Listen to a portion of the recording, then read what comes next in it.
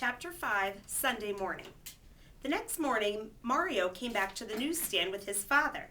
Usually he slept late on Sunday, but today he was up before either of his parents and kept urging Papa Bellini to hurry. They lifted off the cover and Mario dashed inside. He held up the matchbox and looked in. There was Chester lying on the Kleenex. The cricket wasn't asleep though. He had been waiting for Mario. He chirped once. Papa smiled when he heard the chirp. "He must like it here," he said. He didn't run away in the night. "I knew he wouldn't," said Mario. For breakfast, Mario had brought a crust of bread, a lump of sugar, and a cold Brussels sprout. He wasn't quite sure what crickets liked, so he decided to try him out on everything. Chester jumped over Mario's little finger into the palm of his hand where the food was. Back in the meadow, his usual diet was leaves and grass, and every now and then a piece of tender bark. But here in New York, he was eating bread and candy and liverwurst, and finding them very tasty at that. When Chester had as much as he wanted, Mario wrapped what was left in a piece of wax paper and put it inside the cash register. Then he slipped the cricket back inside the matchbox and took him over to one of the lunch counters. "Look," he said to the counterman, "this is my new pet. He's a cricket." The counterman's name was Mickey. He had red, curly hair. "That's a fine cricket," he said, peering in at Chester. "May he have a glass of water, please?" asked Mario. Mickey said sure, and gave him the glass. Mario held Chester by the hind legs and lowered him carefully until his head was just above the water. Chester dunked his head in and had a big drink. Then he pulled it out, took a breath, and went in for another. "Why don't you let him stand on the rim?" said Mickey. He was very interested in watching Chester, since he had never seen a cricket drinking from a glass before. Mario set his pet on the edge of the glass and gently drew his hand away.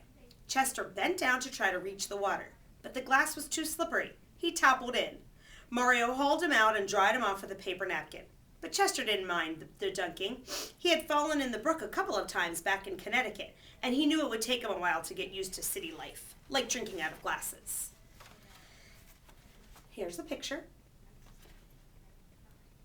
"How would the cricket like a soda?" asked Mickey.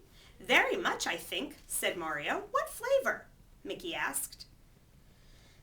Mario thought a minute. "Strawberry, I guess," he answered. That happened to be his own favorite flavor. Mickey took a tablespoon and put a drop of strawberry syrup into it. Then he added a drop of cream, a squirt of soda water, and a dip of ice cream about as big as your fingernail. This is how you make a strawberry soda. He also made one for Mario, a little larger than Chester's, but not too big, because it was free. When the sodas were gone, Mickey took a paper cup and wrote cricket on it. "This is his own cup," he said to Mario. "You can come over and get fresh water any time." "Thanks, Mickey," said Mario. He put Chester back in the matchbox. "I've got to go get him a house now." "Bring him back soon," Mickey called after them. "I'll make him a sundae, too." At the newsstand, Papa Bellini was talking to Mr. Smedley. Mr. Smedley was the best customer the Bellinis had. He was a music teacher who came to buy Musical America at 10:30 in the morning on the last Sunday of every month on his way home from church. No matter what the weather was like, he always carried a long, neatly rolled umbrella.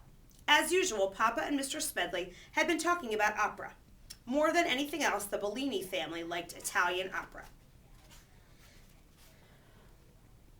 Every Sunday during the winter, when the opera was broadcast, they would sit clustered around the radio in the newsstand, straining to hear the music above the din of the subway station.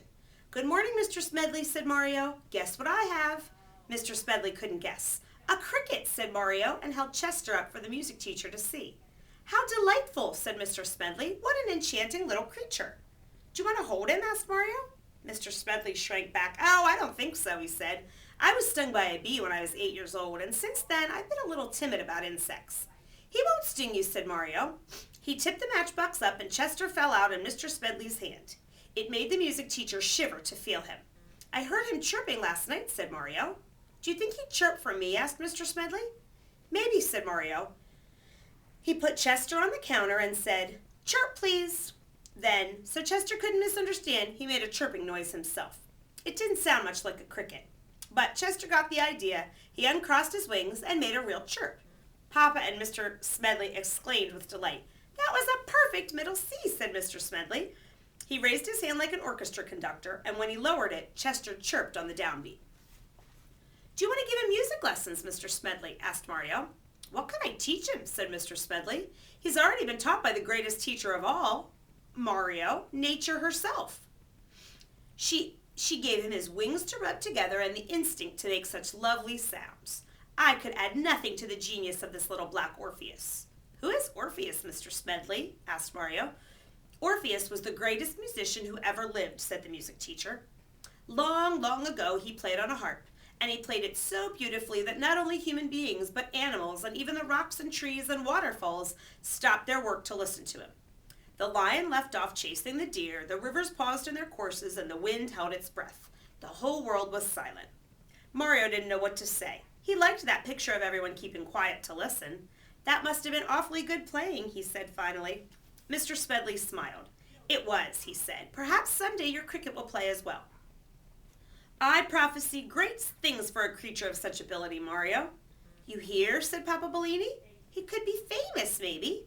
Mario heard all right, and he remembered what Mr. Smedley had said later on that summer. But right now he had other things on his mind. Papa, can I go down to Chinatown and get my cricket a house, he asked. A house? What kind of house, said his father. Jimmy Lebevsky said that the Chinese like crickets very much, and they build special cages for them, Mario explained. It's Sunday, said Papa. There won't be any stores open. Well, there may be one or two open, said Mario. It's Chinatown. And besides, I could see where to go later on. All right, Mario, Papa Bellini began, but Mario wasn't waiting for any buts. He scooped Chester into the matchbox, shouted, Goodbye, Mr. Smedley, over his shoulder and headed for the stairway leading down to the downtown subway trains. Papa and Mr. Smedley watched him go. Then Papa turned to the music teacher with a happy, hopeless expression on his face, shrugged his shoulders, and the two of them began talking about opera again. The end.